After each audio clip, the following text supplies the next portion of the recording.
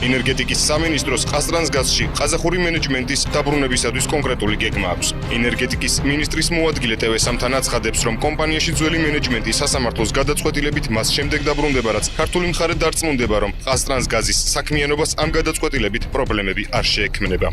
მენეჯმენტის დაბრუნებას ასევე გადაწყვეტილია ჩვენ თანხმობა მისცემენ რომ დაბრუნდნენ. უბრალოდ თვითონ ტექნიკურად ძალიან მარტივია, იმიტომ რომ გავა უბრალოდ გადაწყვეტილებით, სასამართლო გადაწყვეტილებით სპეციალური მართველი და ჩაენაცვლება ამ შემთხვევაში უკვე ნორმალურად ჩვეულებრივი მენეჯმენტი ამ კომპანიაში, მაგრამ აუცილებლად ეს უნდა მოხდეს იმგვარად, რომ არ გამოიწვიოს კომპანიის რაიმე სახით დაზიანება ან გაუარესება იმ შედეგების, რაც კომპანიაც გააჩნია. ელოშვილის ცნობითვე ყაზახურმა მხარემ კომპანიის ამჟამინდელი ფინანსური მაჩვენებლები დასამუშავებლად უკვე გამოითხოვა და შეხვედრა მხარებს შორის სექტემბერში გაიმართება.